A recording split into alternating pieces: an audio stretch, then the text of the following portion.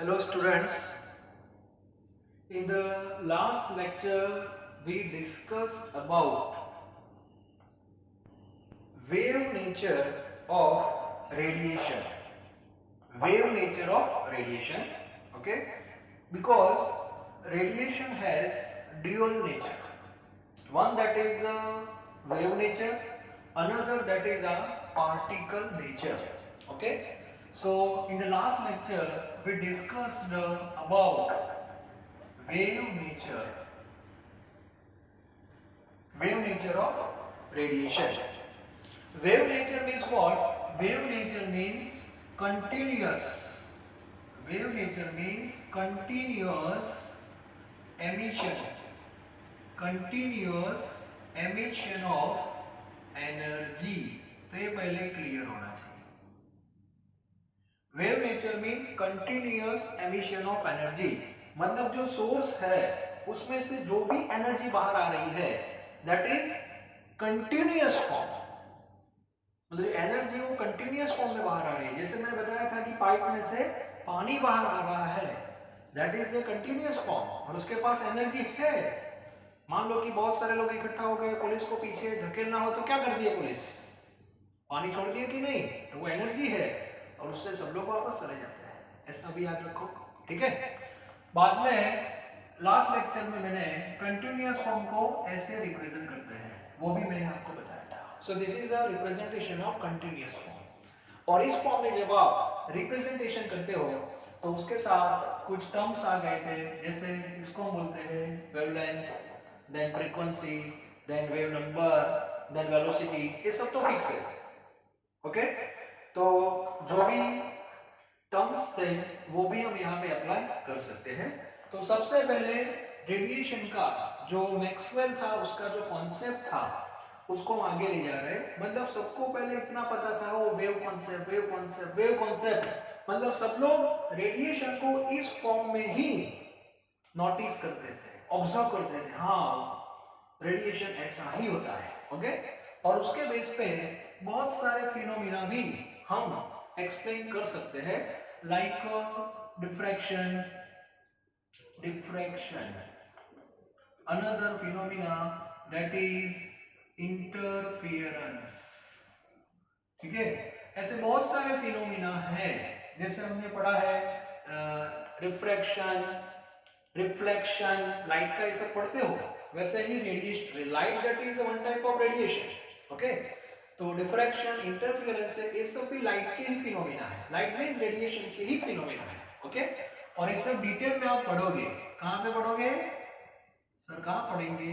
Physics में, और वो भी अभी नहीं, 12th में, ओके? तो अभी इसके बारे में नहीं जाएंगे. तो डाउट सेशन में मुझे मत पूछना कि सर डिफ्रैक्शन का मीनिंग क्या होता है, ओके? एक फिनोमिना है. बाद में तो मेरा कंक्लूजन ये है कि वेव नेचर से हम इस सब फिनोमिना को एक्सप्लेन कर सकते हैं इजी वे में, ओके? अब साइंस में कुछ ऐसे फिनोमिना भी सामने आए जो हो तो रहे हैं, रेडिएशन ही वहां पे यूज हो रहा है, फिर भी उसको जब एक्सप्लेन करना होता है तो एक कॉन्सेप्ट से हम एक्सप्लेन नहीं कर पा रहे हैं. जैसे वो रुदरफोर्ड का जो कॉन्सेप्ट था मैक्सवेल से साथ सेट नहीं हुआ, वैसे ही हुआ था इसमें. तो वेव नेचर जो है उसकी क्या आ गई? लिमिटेशंस आ गई. तो वेव नेचर की लिमिटेशंस आ गई. अब कौन कौन से ऐसे फिनोमिना है जो वेव नेचर से एक्सप्लेन नहीं कर सकते, ओके? तो उसमें सबसे पहले आता है black body radiation. Black body radiation, yes, black body radiation. Second, photo electric effect. Photo electric effect. Third phenomena, that is hydrogen atomic spectra. General what is कर रहा हूँ अभी, atomic spectra. And number 4, that is variation in heat capacity.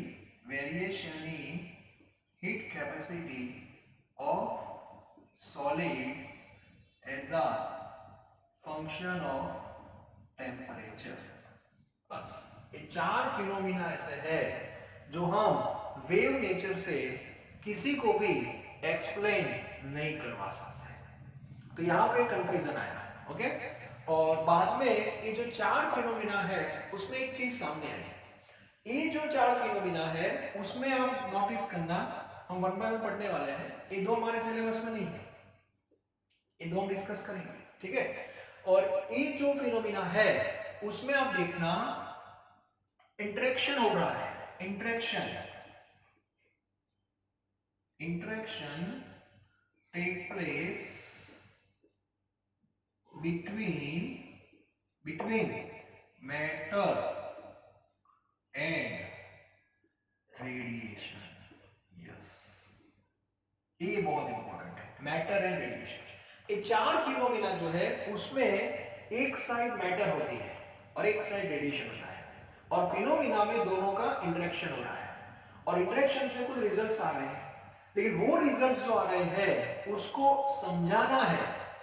तो ये जो radiation है उसका wave nature जो है उससे हम एक्सप्लेन नहीं कर सकते, ठीक है। तो एक पॉइंट अभी से माइंड में सेट कर दो, इससे अंदर की बात है।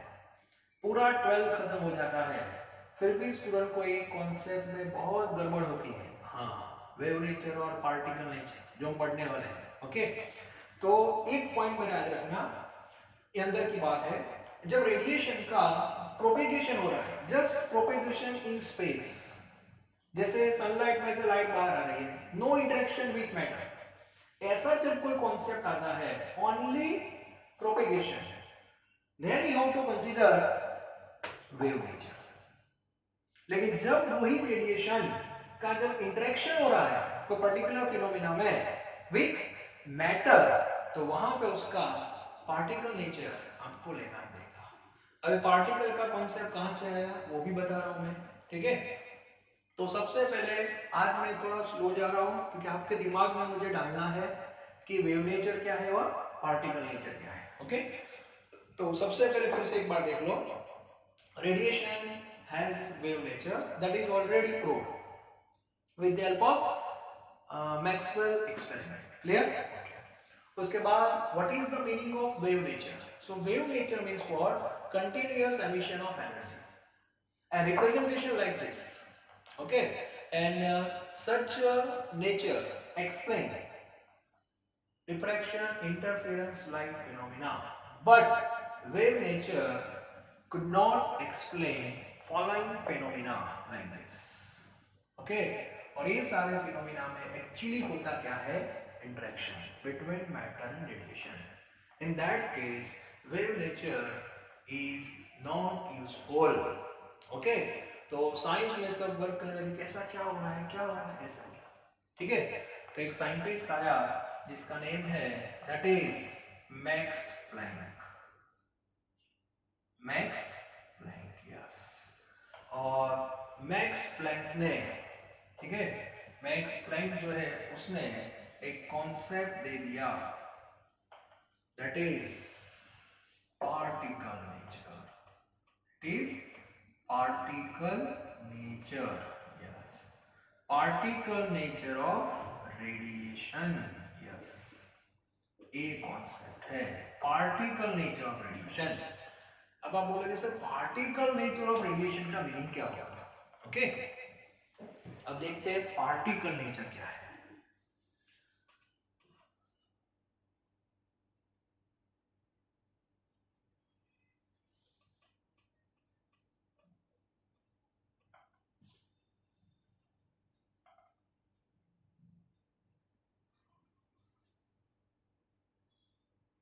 अब जो पढ़ने जा रहे हैं, ये जो था वो रेडिएशन का कौन सा नेचर था?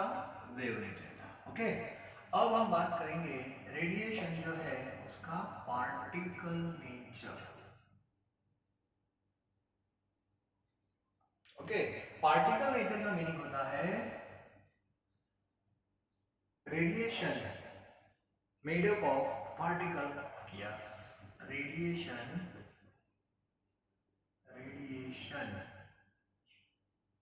made up of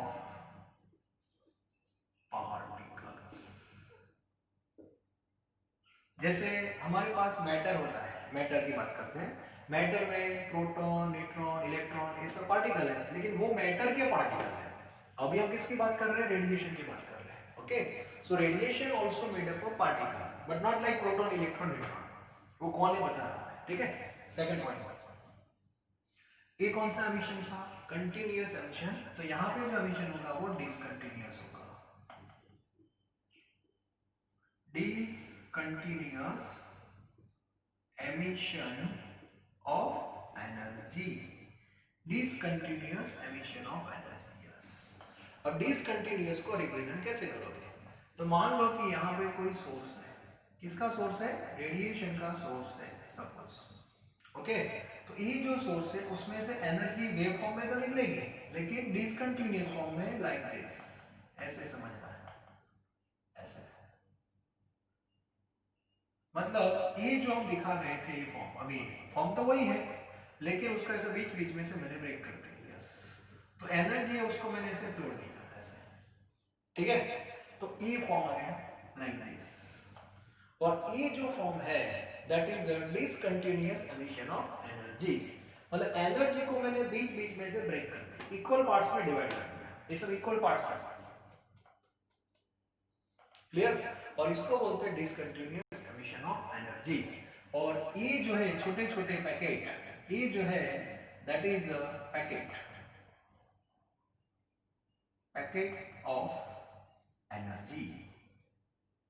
पैकेट बोल सकते हो, बंडल बोल सकते हो, बॉक्स बोल सकते हो, व्हाटएवर यू, ठीक है।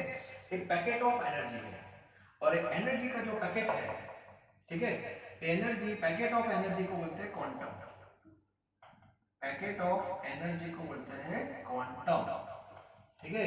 और एक पैकेट जो है that is called photon, yes. दो चीज अलग है। फोटॉन जो है that is name of packet, name of packet, yes, याद रखना। फोटॉन जो है that is a name of packet. It means ये जो पार्टिकल मैंने आपको बताया, particle that is photon, clear, okay, that is photon. तो फोटॉन जो है that is a particle of radiation. तो फोटॉन एक जस्ट नेम मैंने दे दिया कि ये फोटॉन है, ये भी photon, photon, photon, photon, photon, photon, photon, okay. Now each photon has specific amount of energy and that is called quantum, that is called quantum। तो फोटोन के पास जो एनर्जी है, जो पैकेट के अंदर एनर्जी है, that is called quantum। तो quantum जो वर्ड है that is very important। पूरा 12 खत्म हो जाता है, फिर भी क्वांटम क्या है वही पता नहीं, ठीक है। तो मेन कॉन्सेप्ट आता है classical mechanics and quantum mechanics, okay. तो क्वांटम का जो कॉन्सेप्ट है वो अभी रेडिएशन का हम सेट कर रहे हैं, ओके। तो ये परफेक्ट होना चाहिए सबसे पहले। तो इस फॉर्म में एमिशन हो रहा है। अब ऐसा मैंने आगे बताया था आपको, जैसे गन है आपके पास, गन, उसमें से बुलेट बाहर आ रही है, मान लो कि गन है और एक बुलेट बाहर आ रही है, वैसे स्ट्रेट फॉर्म में आ रही है, लेकिन अभी मैंने ये फॉर्म दिया है, ठीक है। ये सब बुलेट है। अब आपको पता होना चाहिए जो बुलेट है उसके पास एनर्जी होती है कि नहीं? होती है, बुलेट के पास भी एनर्जी होती है। तो हमारे लिए बुलेट कौन है? फोटोन है, क्लियर, ओके। अब उसके पास कितनी एनर्जी होगी दैट इज इंपॉर्टेंट, ओके। तो उस पर हम जा रहे हैं। तो फोटोन वर्ड जो है वो भी आपका क्लियर हो गया, नेम ऑफ पैकेट, और पैकेट ऑफ एनर्जी है जिसको बोलते हैं क्वांटम। अब आगे बढ़ते हैं, अब फॉर्मूला में आएंगे। चलो, अब नेक्स्ट मानते हैं एक्सपेरिमेंट से प्रूव कर दिया कि energy, quantum energy of one photon, yes, energy of one photon that is directly proportional to frequency, yes, that is directly proportional to frequency of photon। Waveform तो है ही, तो उसकी फ्रीक्वेंसी भी होगी, उसकी वेवलेंथ भी होगी, okay. So energy of one photon that is E and frequency we know that is nu, so E directly proportional to nu, okay। E is equal to h nu, तो a formula हो गई E is equal to h nu, where h is equal to Planck's constant, याद रखना h क्या है? Planck's constant और इसकी value fix है 6.626 10⁻⁻34 जूल इनटू सेकंड। ये जो वैल्यू है that is in terms of SI unit. You have to remember another value 6.626 10⁻⁻27 erg into second.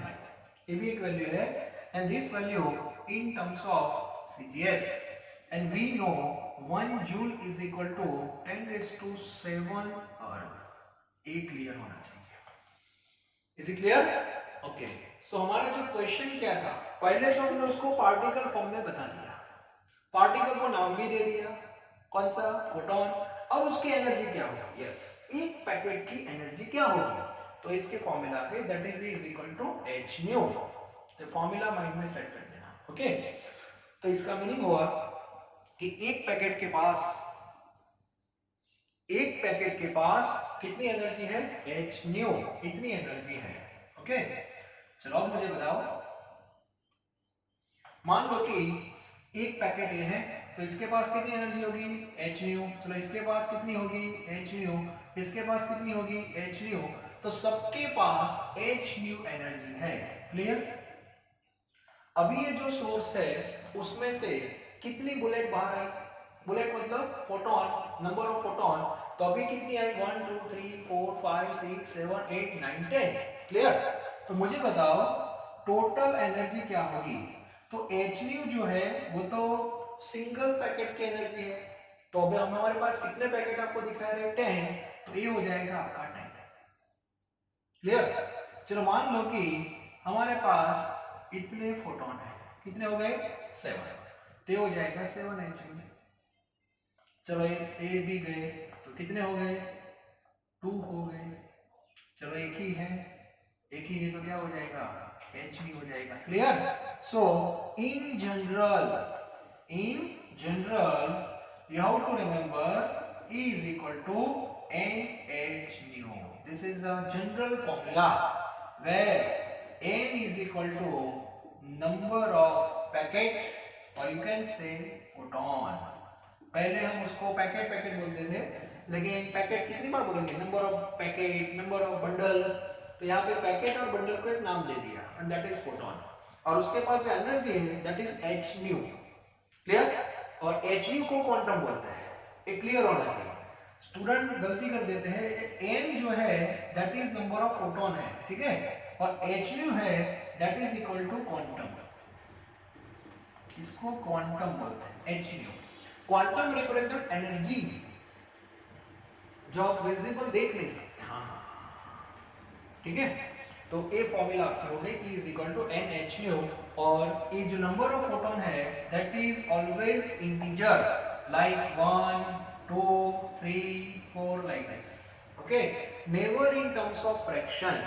तो गलती से भी ऐसी कोई फॉर्मूला नहीं है सर 1.5h न्यू, ऐसा पॉसिबल है, नॉट पॉसिबल। इसका मीनिंग हुआ कि गन में से 1.5 बुलेट बाहर निकले, एक फुल और एक half, is it possible, not possible. तो यहाँ पे फोटोन का जो कॉन्सेप्ट है वो ऐसा है। तो रेडिएशन जो है उसका एक दूसरा nature and that is particle nature, और ये नेचर जो है उससे हम जो 4 फिनोमेना मैंने अभी आपको बताए थे उसको हम एक्सप्लेन कर सकते हैं, और वो हम करेंगे भी, ठीक है। अब ये फॉर्मूला हो गया आपकी E is equal to NH new, एक जनरल फॉर्मूला हो गया आपकी, क्लियर। अब आपको पता है कि फ्रीक्वेंसी और वेवलेंथ के बीच में भी क्या है, रिलेशन है, फ्रीक्वेंसी और वेवलेंथ के बीच में भी रिलेशन है, और वो रिलेशन यहाँ पे हम सेट कर रहे हैं। फ्रीक्वेंसी और वेवलेंथ के बीच में भी रिलेशन है, क्या रिलेशन है बताओ। So frequency that is inversely proportional to lambda, therefore nu is equal to c by lambda, equation number 2, और ये हमारा इक्वेशन नंबर 1 है, is equal to nh new. तो यहाँ पे जो न्यू है उसकी जगह आप c by lambda लिख सकते हो, therefore E is equal to nhc by lambda, yes, nhc by lambda। और ये जो फॉर्मूला है वो एनर्जी की फॉर्मूला है, एनर्जी ऑफ रेडिएशंस। अब उसमें आप एक फोटोन की एनर्जी लेना चाहो, 2 3 जो भी आपके पास है, यहाँ पे बस नंबर लिख दो, आपको एक फोटोन की एनर्जी चाहिए, एक फोटोन का क्वांटम चाहिए, तो पुट n इक्वल टू 1। आपको दो क्वांटम की एनर्जी चाहिए तो 2 कर दो। क्लियर? ओके। तो इस बेस पर आपको न्यूमेरिकल सॉल्व करने हैं, वो बाद में हम देखेंगे। बाद में एमसीक्यू लेवल पे थोड़ा जब वर्क करते हैं हम, तो उसमें कंपैरिजन वाले एमसीक्यू आते हैं यहाँ से, तो वो भी थोड़ा मैं हिंट दे दूँ। आज थोड़ा टाइम है, नया टॉपिक ले लेंगे। तो कंपैरिजन बेस पे कुछ क्वेश्चंस आते हैं, कंपैरिजन, और उसके लिए आपको एक क्लियर होना चाहिए, energy that is directly proportional to frequency that is inversely proportional to wavelength. ये कॉन्सेप्ट पहले क्लियर होना चाहिए, ठीक है? E that is energy of radiation, frequency of radiation and wavelength of radiation, इन तीनों का रिलेशन क्लियर होना चाहिए।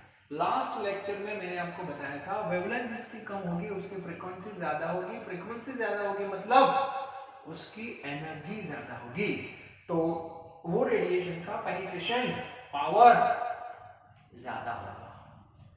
इसीलिए यूवी रेज वो सब अर्थ पे नहीं आते हैं, स्ट्रेटोस्फीयर में एब्जॉर्ब हो जाता है, उसका रीजन है। ओके, तो कंपैरिजन की बात करते हैं। मान लो कि आपके पास दो सोर्स है ए एंड बी, क्लियर? ये दोनों different sources and both emit radiations. Okay, now we consider particle nature like this. तो यहां से भी पार्टिकल बाहर निकले लाइक दिस, देखो ऐसे, यहां से भी निकले, हाँ देखो दोनों में पार्टिकल तो दोनों में है, क्लियर? यस, लेकिन दोनों की वेवलेंथ है उसमें वेरिएशन है। देखो सो वेवलेंथ है, मान लो कि यहाँ पे लैम्बडा 1 है, यहाँ पे लैम्बडा 2 है, लैम्बडा चेंज हो गया तो फ्रीक्वेंसी भी चेंज हो जाएगी, फ्रीक्वेंसी चेंज होगी तो ऑब्वियसली उनकी एनर्जी भी चेंज हो जाएगी। क्लियर?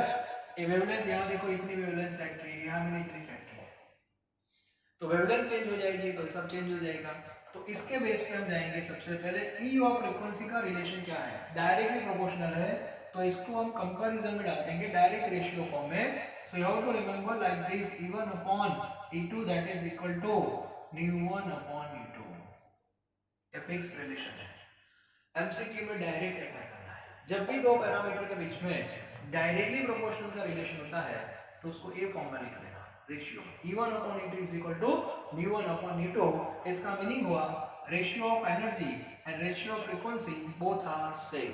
ये 1:2 है तो ये भी 1:2 ही होगा। But if you consider relation between these two, energy and wavelength, we know that is inversely proportional. It means E1 upon E2 is equal to lambda 2 by lambda 1। yes, that is inverse। Energy का ratio है 1:2, तो ये हो जाएगा 2:1। Yes, तो ये clear होना चाहिए। तो ऐसे भी हम यूज कर सकते हैं। तो ये है आपका कौन सा नेचर, पार्टिकल नेचर।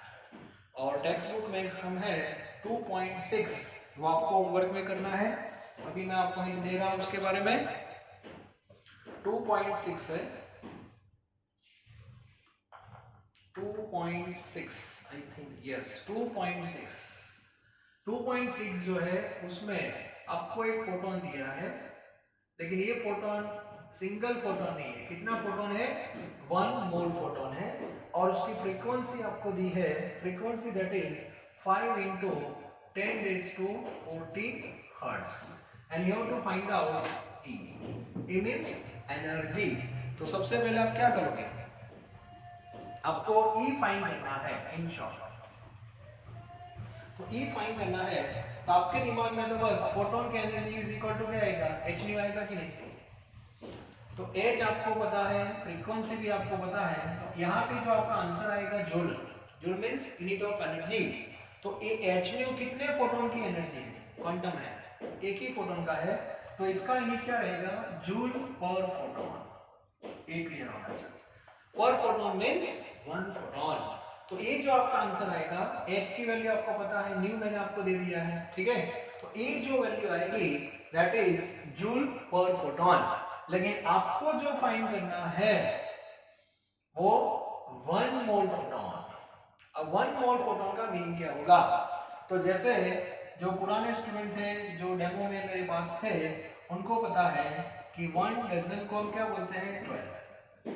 बनाना लेने आप जाते हो तो 1 डजन मतलब वो कितना देता है, 1 देता है नहीं, वो काउंट करके 12 देता है। सिमिलरली अभी आप इतना याद रखो, 1 mole is equal to 6.12 0 to 10 raised to 23 and this number is known as Avogadro number. इसको क्या बोलते हैं? एवोगैड्रो। तो आपको क्या करना है, ये जो आपका आंसर आया इसको मल्टीप्लाई करना है।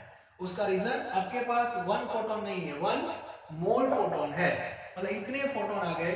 तो फाइनली आपको 6.022 into 10 raised to 23 से मल्टीप्लाई करना है, ठीक है।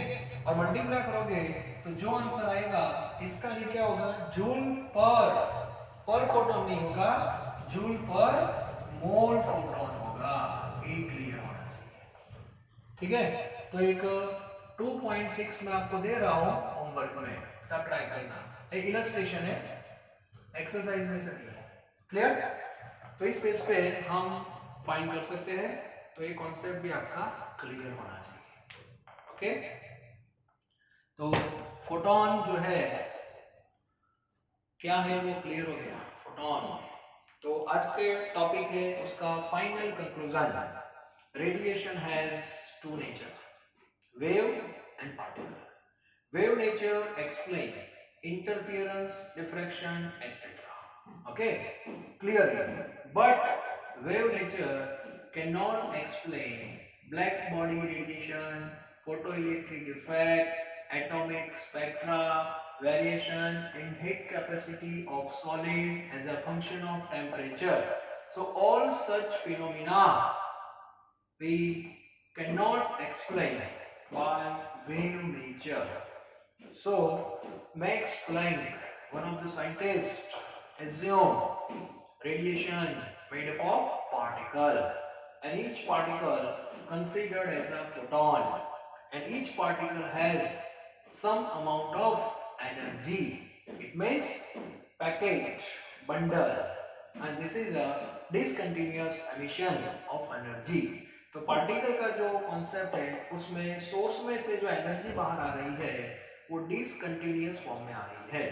तो इस फॉर्म में आपको एजम्पशन लेना है, और उसकी जो एनर्जी है that is the energy of 1 photon is equal to h nu. 2 photon है तो 2h न्यू, 3 है तो 3h nu, in general nh nu. n represent number of photon while h nu represent that is energy. Energy means quantum, it clear होना चाहिए। then E is equal to nhc by lambda, ये भी एक formula है।